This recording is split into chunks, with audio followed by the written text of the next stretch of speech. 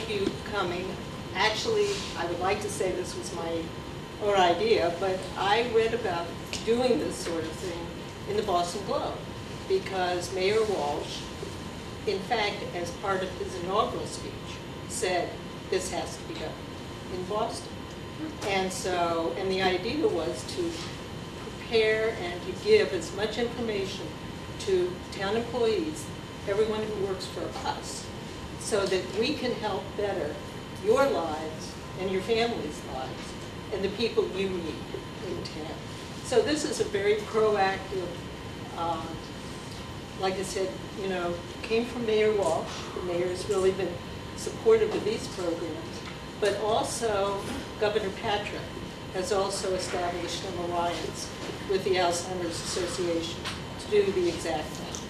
So today you'll learn how to get information and help. I'd like to introduce Julie McMurray.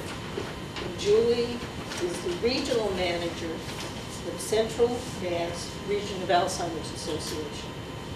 And she's been doing this for 11 years.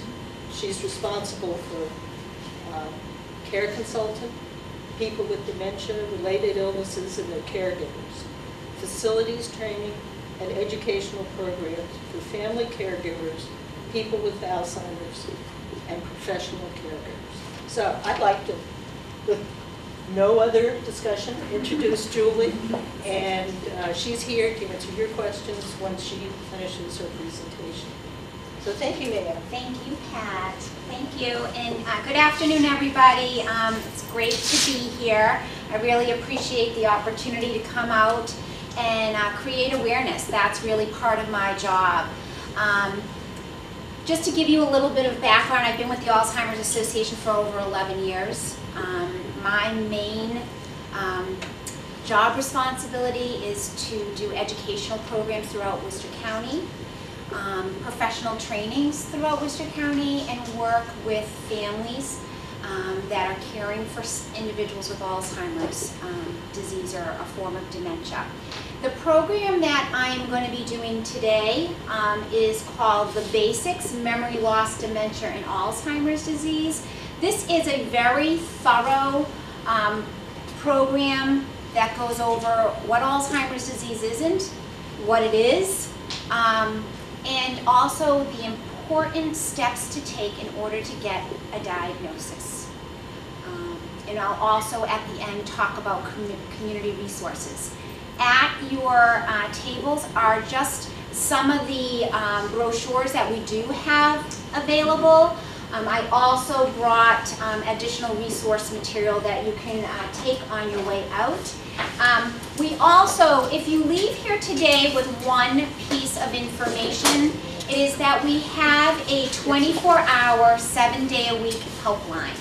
That helpline is accessible no matter when a family member calls or a person that is concerned about themselves or a professional. They will speak to a human person, and we can help connect them to community resources. We can really provide a supportive ear and talk them through whatever it is that they're dealing with. So that information is at your desk, but we also have these small business cards. Feel free to grab one on your way out. This PowerPoint also has an audio component to it, so you're going to be listening and seeing people that are experts in the field as well as caregivers. So this is Dr. Ron Peterson. In general, we talk about in individuals age 65 and older that people have perhaps an 8 to 10% risk of developing Alzheimer's disease over their lifetime. But it's clearly age-related. So if your family tends to live into their 80s and maybe 90s, your risk is going to go up rather dramatically. On the other hand, if people in your family tend to die in their 70s, the risk is lower.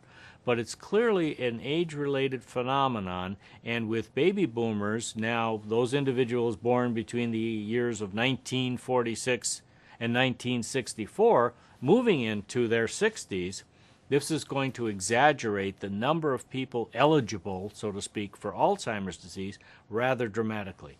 Some people have indicated that if we do not do something for Alzheimer's disease, meaning delay the onset, slow the progression, ideally we'd like to cure the disease, but even if we have these modulating effects on Alzheimer's disease, it as a single entity will bankrupt the healthcare system as we know it, because there are so many people in that age who will need services, will need extra care, that this will bankrupt the system.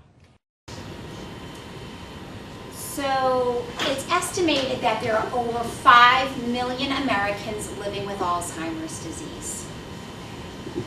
It's estimated that half the population over the age of 85 will develop Alzheimer's disease, and 10% over the age of 65 will develop Alzheimer's disease. Okay? So as Dr. Peterson suggested, by mid-century, we are looking at numbers over 11 million, and that is because our baby boomer generation is our largest growing population. It's estimated in the state of Massachusetts that there are 120,000 individuals living with Alzheimer's disease. I should also point out that there is a type of Alzheimer's disease that affects younger individuals.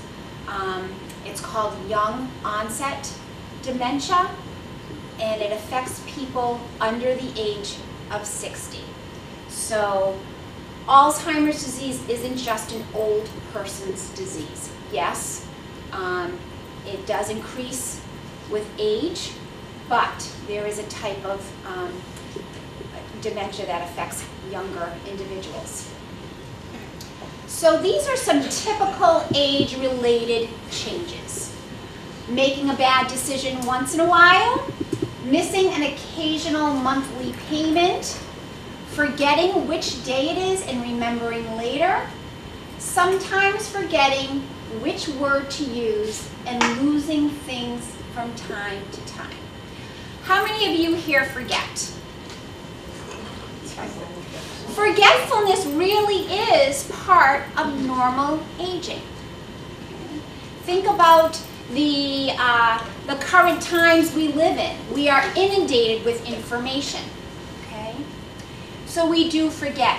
You walk into a room and you go, what did I come in here for? You leave, and then your recall ability kicks in and you remember, oh, I went to grab a sweater, or I went to grab a book. Okay, that's good. The concern lies when that forgetfulness interferes with normal day-to-day activities. So this is Joyce, and she has Alzheimer's, and she's going to talk about some of the changes she experiences.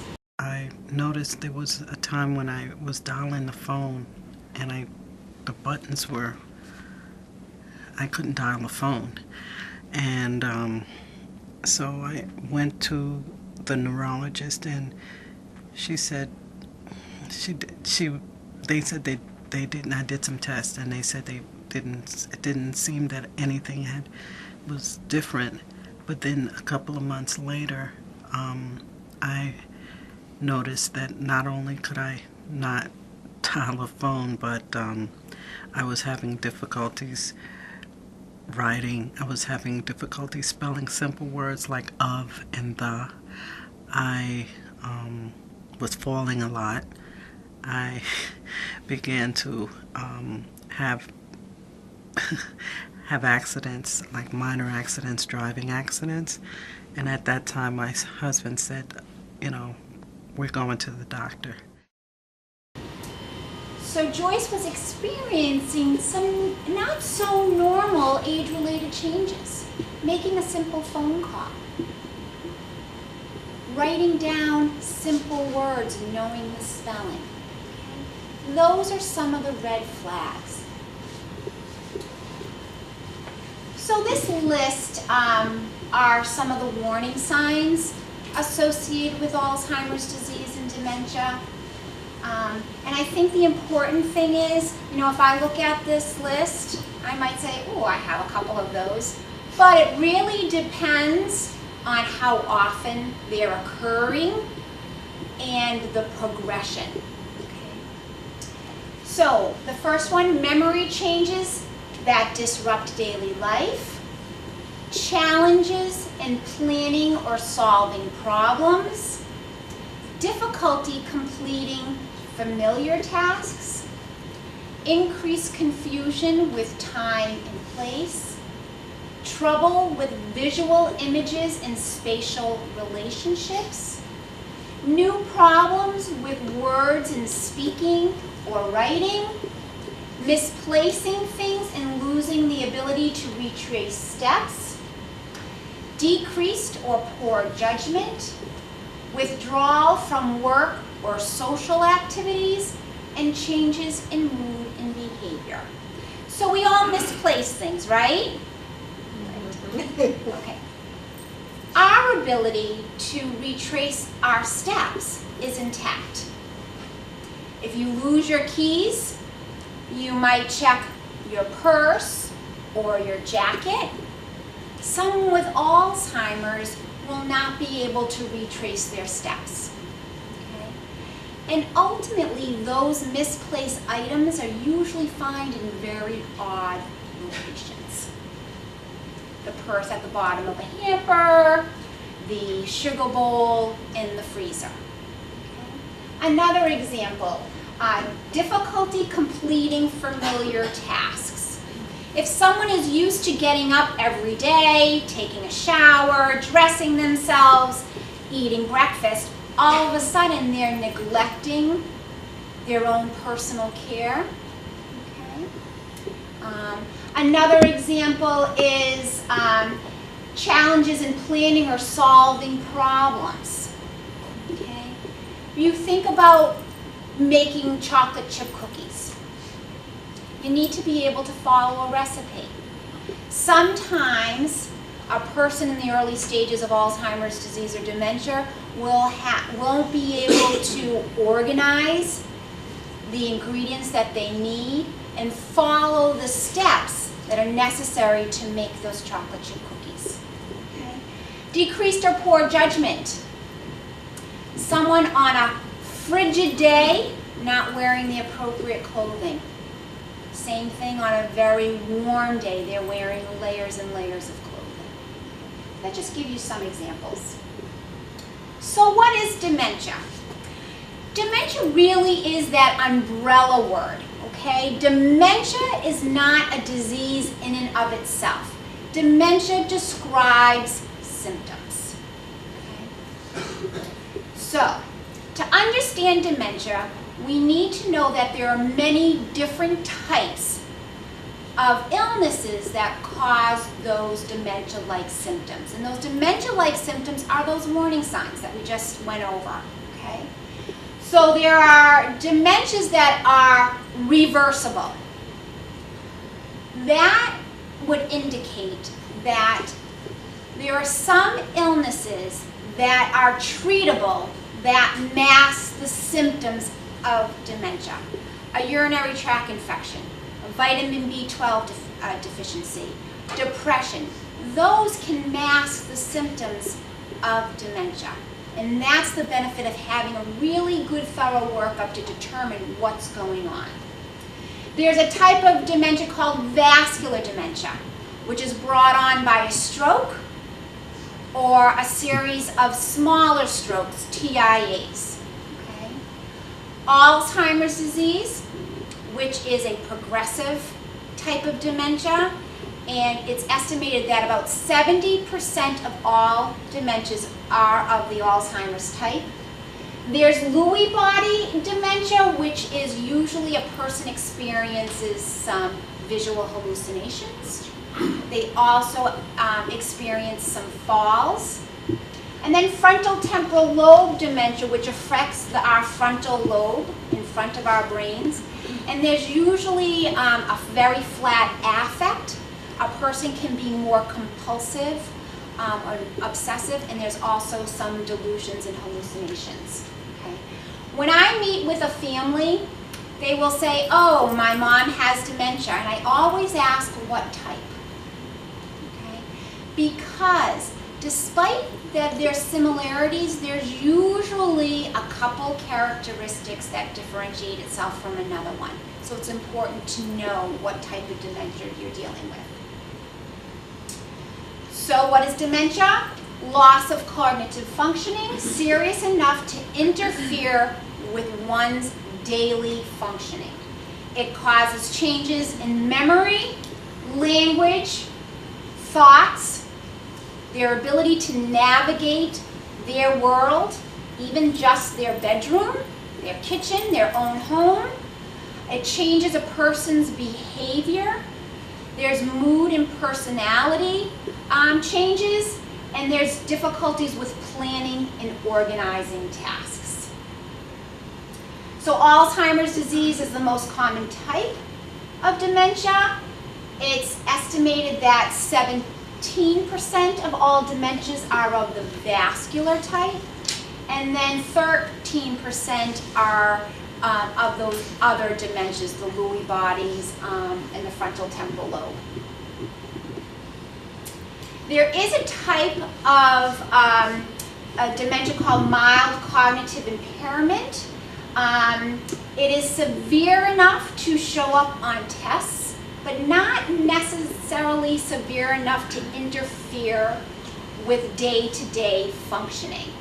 Having mild cognitive impairment does increase a person's risk for Alzheimer's down the road. So what is Alzheimer's disease? Alzheimer's is a brain disorder. It is a progressive disease. It is the most common form of dementia. There is currently no cure. It is eventually fatal. People die from Alzheimer's disease, and it affects over 5 million Americans. Currently, right now, Alzheimer's disease is the 6th leading cause of death in the United States. It's pretty significant. This is Steve, and he has Alzheimer's.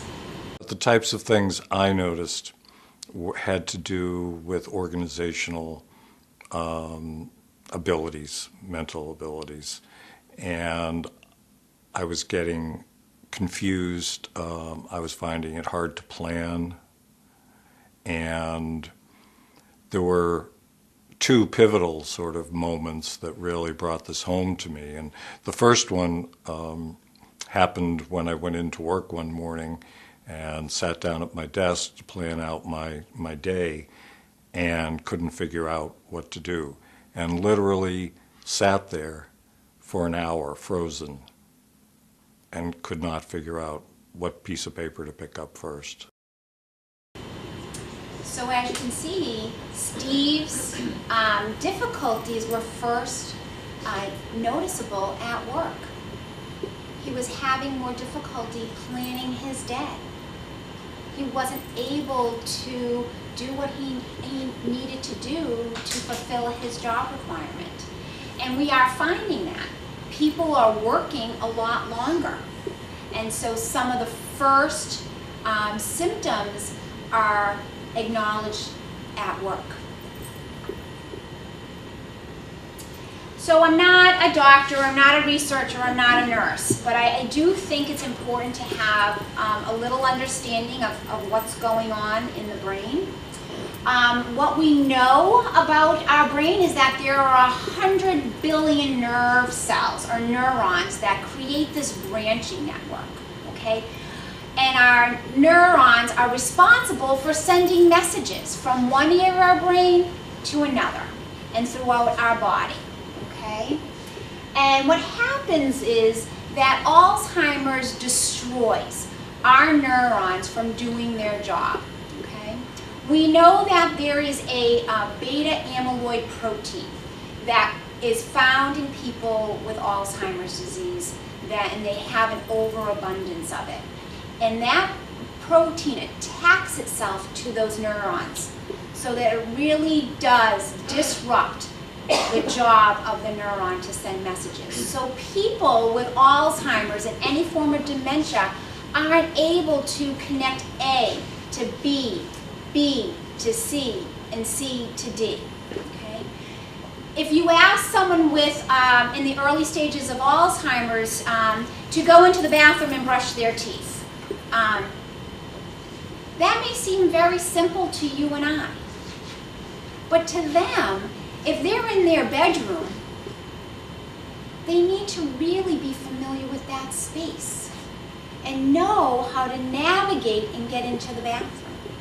If they remember how to get into the bathroom and ultimately get there, what's the next step?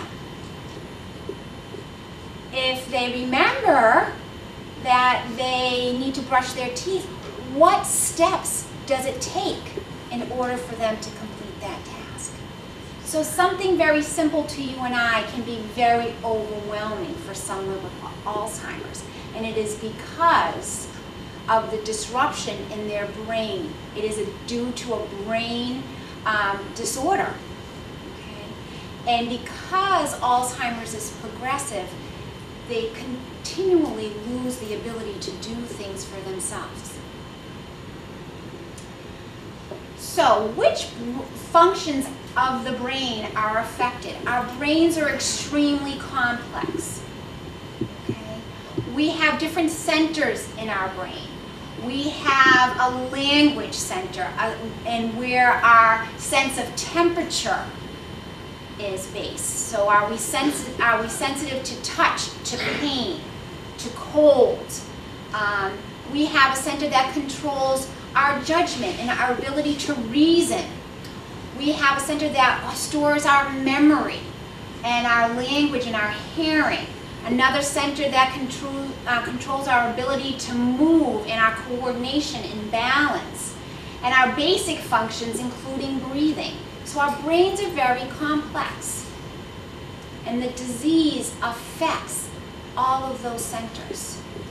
I do want to mention, despite what the disease process does to a person's brain, there is a part of our brain that remains relatively intact throughout the disease process, and that is called the amygdala, and that is where we have our emotions. So a person with Alzheimer's disease can feel happy, they can feel sad, they can feel frustrated, they can feel scared, they can feel joy. So what I often do when I work with caregivers is I try to encourage them to promote positive feelings. Because a person with Alzheimer's is often reminded of what they lost. And when they're reminded of what they lost, it's a negative feeling, and they can feel sad. So if, as a caregiver, a person can be encouraging and say, that's a great color on you, Pat, or, you know, your hair looks wonderful today, or when they do something as simple as maybe put on their jacket, praise them, because they can feel that emotion. This is an actual picture of a slide of a slice of our brain. So on the left-hand side, you see a healthy brain, okay? Our brains weigh about 3 pounds, okay? On the right-hand side is a picture of what happens to someone in the late stages of Alzheimer's disease. You can actually see the shrinkage of the brain, okay? And you can see the gaps and the tangles. I do just want to point out that this part of the brain is our hippocampus.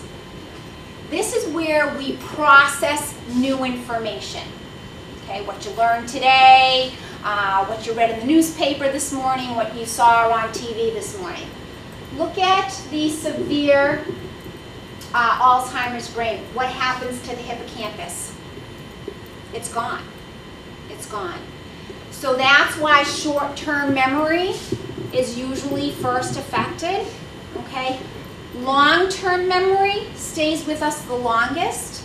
So the good old days really are the good old days. And that's why reminiscence and reminiscence therapy is so wonderful when you're working with someone with Alzheimer's disease, because their long-term memory is still with them for a long time. Kitty's husband has Alzheimer's disease. Bill had been a graduate student for an advanced degree, and he found himself having difficulty defending his thesis, the last thing that he needed to do. Then he started making mistakes at work. We both somehow knew before he was diagnosed that something was very wrong. At first, we hoped it was something that they could either operate or cut out or burn out or something, or maybe he was depressed. Maybe he just needed a nice weekend and it would be fine. And then we realized maybe something's really very wrong. And it was. We went through several doctors, several unsuccessful attempts at getting some sort of diagnosis. Each time they would test Bill, he would ace their tests. If they wanted him to count backwards by 3, he could count backwards by 3.25. His problems were very, very subtle. And when we finally realized he was laid off from work, and I'm sure that was part of the reason why he was laid off from work. But during the election, when we elected a brand new president, although Bill wasn't working, he wanted to be active. So he volunteered to work at the polls. And he was an officer of the election. And before he left, we were very, very excited about it. It was a long day. It was 5 o'clock in the morning. And we knew no matter what happened, it was going to be a historical event. So we were very, very excited. We would either have a female vice president or an African-American president. One of the two, and it was going to be huge. So we were excited about it. He went off, worked at the polls, came home and told me, and we were very animated, talked about the people all the way around the block waiting to vote. And we were so excited, we stayed up and watched the acceptance speeches, and we found out who won. And we thought that was just amazing, and it was history. So the next morning, he got up, and Bill said, I got to get the paper. I said, why? And he said, I got to see who won. And we both realized, uh-oh, he lost the whole day before because it was such a long day. And that was when I realized how serious it really was. So, as Kitty mentioned, the disease affected her husband's brain. He lost the entire day before, as well as losing his job because he wasn't able to fill the job responsibilities due to having Alzheimer's disease. Talk a little bit about risk factors. We know right now the primary risk factor is age. The longer you live, the more at risk you are for developing Alzheimer's disease. Incidence is higher in women because we are living longer. There is a correlation between Down syndrome and Alzheimer's disease. If you have a family member, a grandparent, parent, it does increase your risk for developing Alzheimer's disease, but currently less than 5% of all diagnoses are related to genetics. And we have been able to identify 2 categories of genes, but it's not a guarantee that if you have the gene that you will have Alzheimer's. It just increases your risk. I think it's really important to know and have awareness about getting a diagnosis. I want to just go back to Kitty. She talked about her husband taking a test and acing it, and that test was the mini mental status exam. It's a list of questions, and depending on the time of day, who's administering it, what the person's background is, you know, they can do really, really well or not do so well. And so that's really only one test that is utilized. We really encourage individuals to go for a full battery of tests to rule out other illnesses that are treatable that may be causing the symptoms. So we know that right now doctors can diagnose Alzheimer's with very good accuracy. True diagnosis still can't be done until there's an autopsy and a pathologist looks at the brain, but we're at about a 95% accuracy rate with the diagnostic tests that we have right now. When I talk to families, I really encourage them to start with their primary care physician, and hopefully they have knowledge about Alzheimer's disease. I'll just share a story. I met with a family, and the gentleman was about 72 years old, and they came into my office, and I said, you know, what is your diagnosis? And the wife said he was diagnosed with short-term memory loss and put on, medication. I said, that's not a diagnosis. And so I encourage them to go to a diagnostic clinic specialized in Alzheimer's disease. So to make sure that, that it wasn't something else. It wasn't depression. It wasn't a vitamin B12 deficiency. It wasn't a urinary tract infection, because short-term memory loss is not a diagnosis. So hopefully, if the physician takes their concerns seriously, and they should, I think with this disease you really have to advocate. The primary care physician should connect with a geriatrician, a neurologist, a psychiatrist, and a neuropsychologist, again, to complete a battery of tests that's going to give the best and most accurate diagnosis. So we suggest to families that when they are concerned about their loved one, to really keep a log, okay, of what symptoms they are noticing, and really be specific. Include when, how often, and where they are occurring, and encourage other friends, families to add to that list. Okay. Also, keep a log of current and previous health problems, so you have that information for the doctor, and bring all medications. That includes over-the-counters, medication, prescriptions, vitamins, and herbal supplements, just so that the doctor can have a really good idea of what you're taking, because sometimes medications and the herbal supplements can cause some reaction with one another. So these are the steps that we suggest happen during a medical workup. Hopefully the doctor's going to take a full medical history. They'll do a mini mental status evaluation, do a series of evaluations that test memory, reason, visual motor coordination, and language skills, a physical examination that will evaluate blood pressure, nutrition, and pulse, testing nervous system functions like sensation and balance, a brain scan to rule out a stroke, and lab tests to rule out other disorders. Oftentimes we suggest that a psychiatric evaluation be done just to rule out depression or other emotional causes for the symptoms, and interviews with family to get more information about the changes that they're noticing.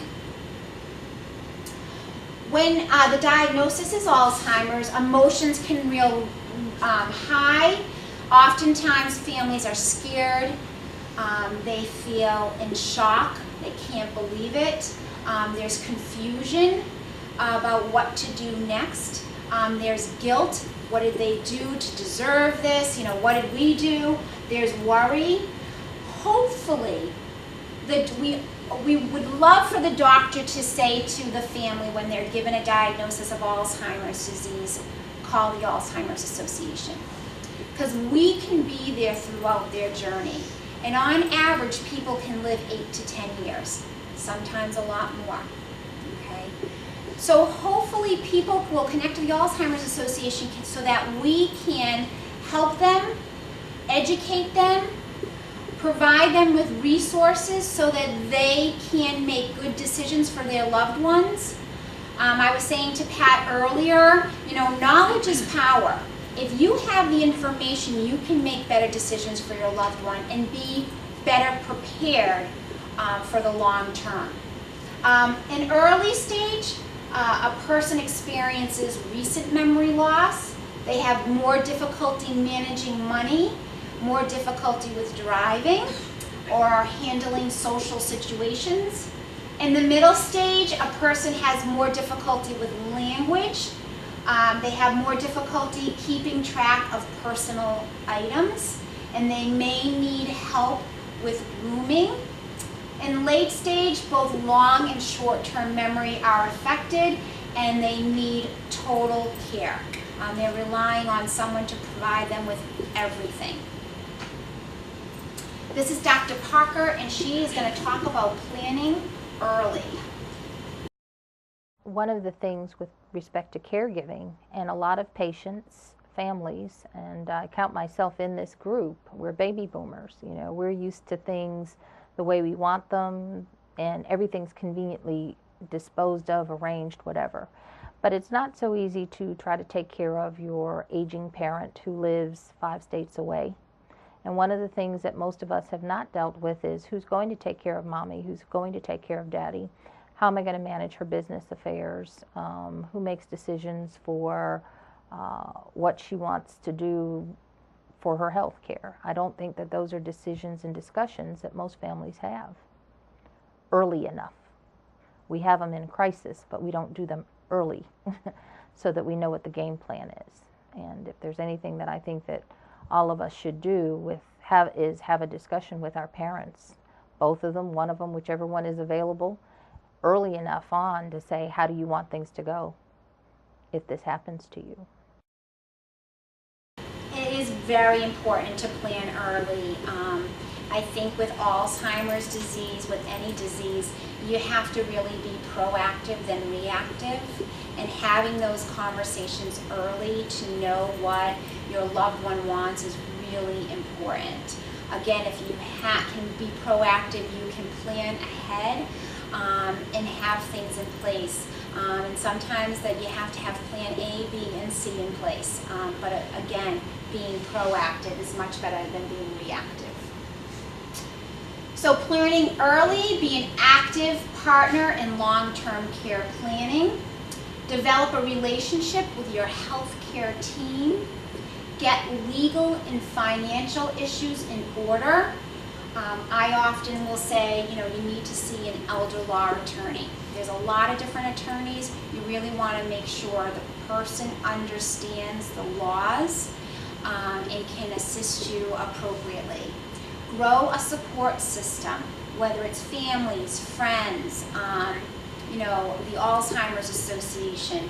It's really important to have a support team, and educate yourself about the disease. So what can we expect from these drugs? Primarily, we can expect that they may improve your learning and memory a little bit.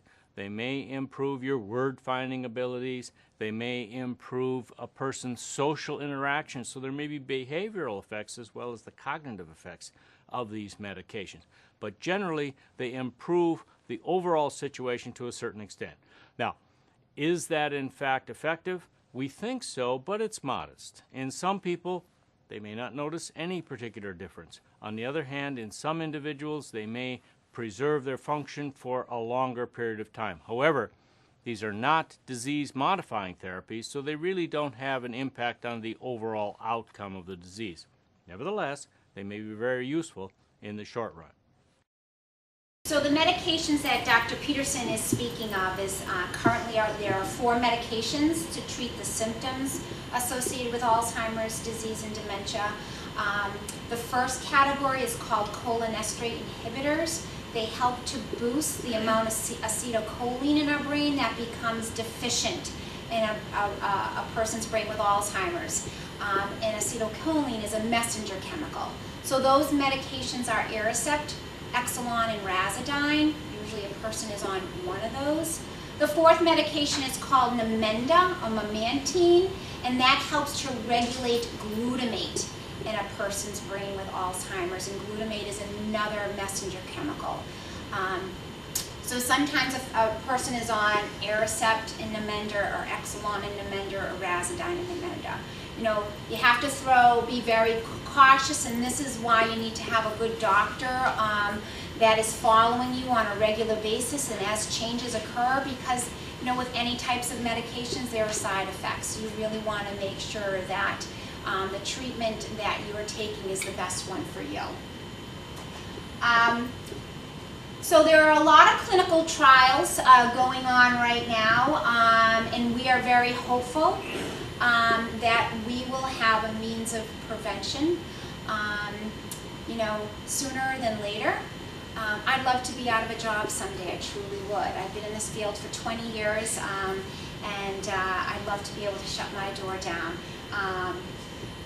And, you know, we often will say it takes money for research to occur, but it also takes bodies.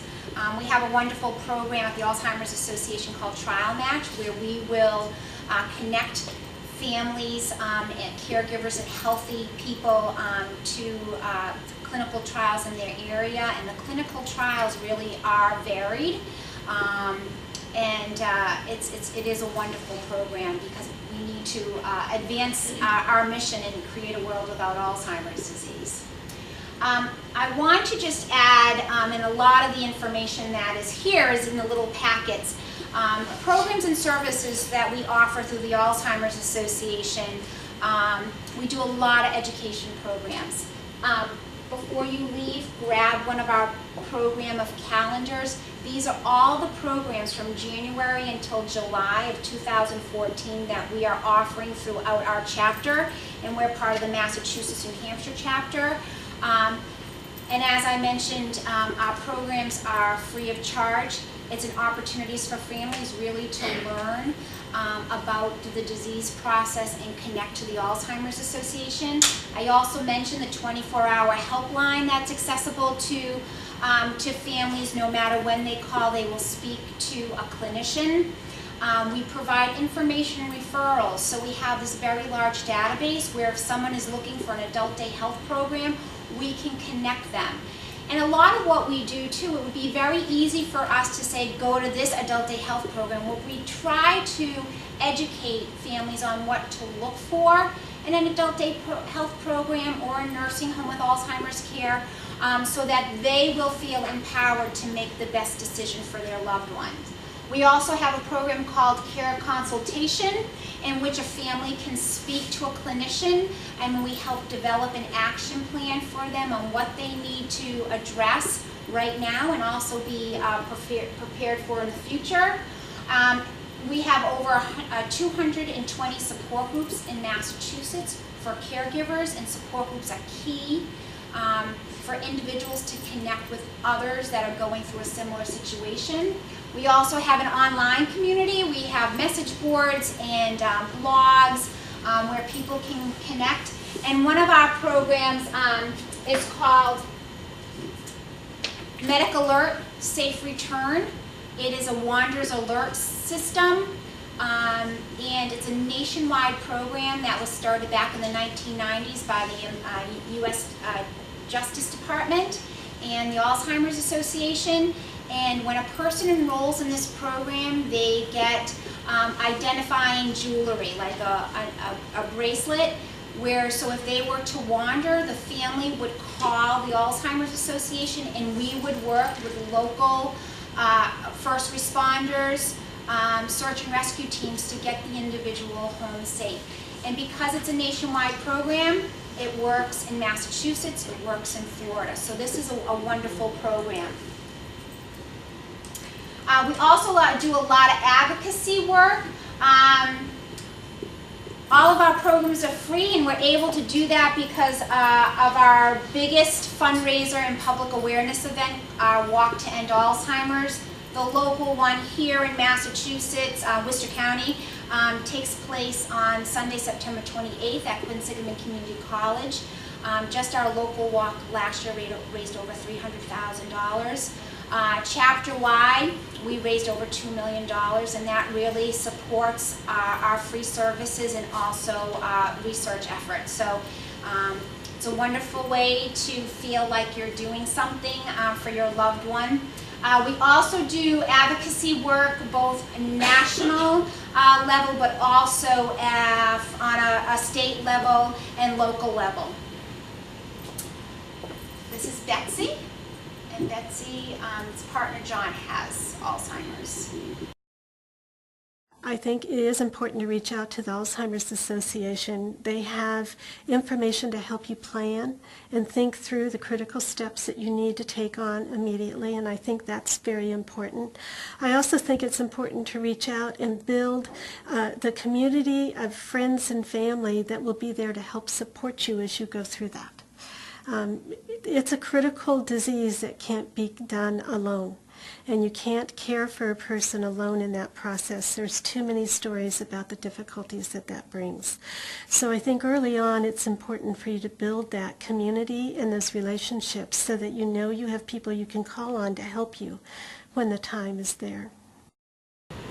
So I just want to emphasize Betsy's recommendation for families to connect to the Alzheimer's Association.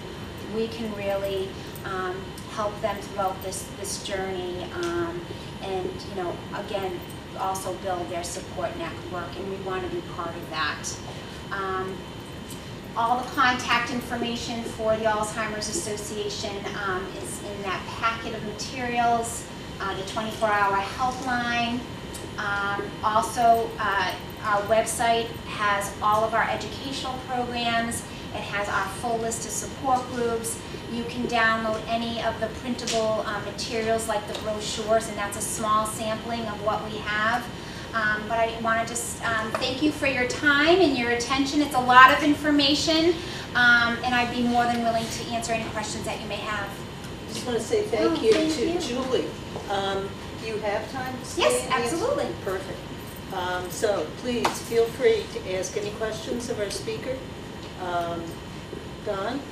I was curious from a legal perspective because you talked about having a plan within the family to deal with it. And as most people know, when someone is older, a family member can have a health care proxy on them, and so that they can manage their affairs. Is there something similar to that for someone that's specifically has Alzheimer's? No. So I'm not a lawyer, but it's really good to have a healthcare proxy anyway, and certainly a power of attorney, and to have wills. And it's really important to review those documents, as things change. If you, go through a divorce or, death of a spouse or getting this diagnosis, it's really important to review those documents. Having those documents in place will allow a family to avoid guardianship if those documents aren't in place. And guardianship is such a long process, and it's a costly process. So seeking out the advice of an elder law attorney sooner than later is really great. And you can call the helpline. We have a database of elder law attorneys, and we can connect one to you in your town or the surrounding town. So keeping your brain active, stimulated is really, really important. What we try to educate people on is ways to maintain your brain, and that's eating a heart-healthy diet. If you're good to your heart, you're going to be good to your brain. Eating foods that are rich in antioxidants, the green leafy vegetables, the darker fruits, blueberries, strawberries, those have good antioxidants in them. Cutting back on red meat, looking at omega-3s and incorporating those into your diet. But also, you know, if you don't use your brain, what happens? You don't use it, you'll lose it. So, you know, as you age, staying just mentally engaged. You know, brain exercises, crossword puzzles, learning something new. We are all creatures of habit. You get up at the same time, you go to work, you know, you deal with kids and homework. Breaking that up and learning something new, taking a dance class. A dance class is wonderful because it's not only cardiovascular and good for your heart, but you're learning something new dance steps. Taking a painting class, if it's, you know, something, I actually did that. I took a painting class, and you know what? It was using different brain cells and literally using a different part of my brain that I don't normally use. Knitting, you're just learning something new. Knitting, very good. Crocheting, that's all good. You know, wearing your seatbelt, very simple, prevent head injury. If you're a skier, you ride bikes, wear a helmet. Also, again, staying engaged, making sure that, you know, if you are retiring, you know, just volunteer. Just don't sit at home, and maintain those social networks are really important. We also have in our town, Tamara Bedard. I didn't warn you that I was going to bring you up. We had a situation in our town, where we had a volunteer, and there were issues. And so I went to Tamara and I said, you know, what do we do? Do we do anything? And Tamara offered herself, as she does always, she's so good, as a person to give a call to and to talk about the situation, whether it's on your staff, volunteer, a person who comes in your office. But she's a perfect person, local, who can help, and she can, you know, say, give Julie a call. But, you know, we have resources within our facilities that are fabulous. So I recommend Tamara, who I didn't warn, but she's fabulous. And then I can say, call the Alzheimer. That's right. And that's what we hope that you know would do is so that then, you know, families can connect and we can really continue to support them throughout the disease process. So any other questions? Chief, you know, I'm probably going to say something I shouldn't say, but in any case, we have had, so you know me, I am who I am. We have had wandering situations in town. And, I mean, because I hear it on the scanner. Yep. And, you know, these things happen. Yep. We had, you know, some that we are aware of in the center of town where people, and again, these are our neighbors. Mm-hmm. These are our friends. And that's what we're trying to do here, is broaden our role of, you know, paying attention, being responsible. Because not that, well, it was a fairly long time ago, but one resident in the center wandered away and she had no clothes on. And again, these are serious issues. Not only do we have to make sure that person's safe, but we also have to make sure that the right systems are put in place. Absolutely. And, you know, wandering is a huge issue, and people just don't wander on foot. They're driving, and driving is really a hot topic. But, you know, there are things that can trigger a wandering episode. If they're home alone, they may not feel familiar in their own home, and so they may feel like they have to go home. They lost something, and they have to go find it. Or they may think that, you know, they have to go to work, or they have to meet the kids at the school bus, even though their kids are much older now and they haven't worked in, you know, 25, 30 years. So there's a lot of things that can trigger a wandering episode. And when a person does wander, it's really important that, yes, you get them home safety, safely, but put in place the services. Why is that person home alone? They probably shouldn't be home alone. That's when family either needs to explore options for a day program or have some in-home care. So the first step is, yes, getting them onto the Safe Return program and getting them home, but then looking at the bigger picture, and so that this doesn't happen again, because people die when they wander. And in line with that, one thing we've done here, and it's actually been successful, it's helped us out, is we maintain a small database of area residents and families that contact us. We don't actively go out intruding and looking for Alzheimer's patients, but families will contact us, and the officers will go get sort of a profile of people, photographs, a lot, and where they like to go, where they turned up in their wander history. We maintain that here in our dispatch center. Wonderful. We've ended up using that more times than I'd like to think. But it's important, and one of the things when I do these care consultations with families or when we answer helpline calls, that's one of the suggestions that we make. Enroll your loved one in the Safe Return program, but also let your local law enforcement know. If your loved one likes to walk, where do they normally walk? What is their routines? And again, share that with the local police department so that they have not only a picture of the person where they live, but what their routine is in general. So yeah, great idea. And I would just say, remember, this is not something you have to own. We now are empowered with lots of information. Most of you, a lot of you see town residents. And so now, you can give Tamara a call, give the Alzheimer's Association a call. It protects people, saves their lives, and maybe the lives of others. So I just want to say thank you. Thank you very much. I appreciate it. Thank you. And thank you all for coming. Thank you. And thank you, Don.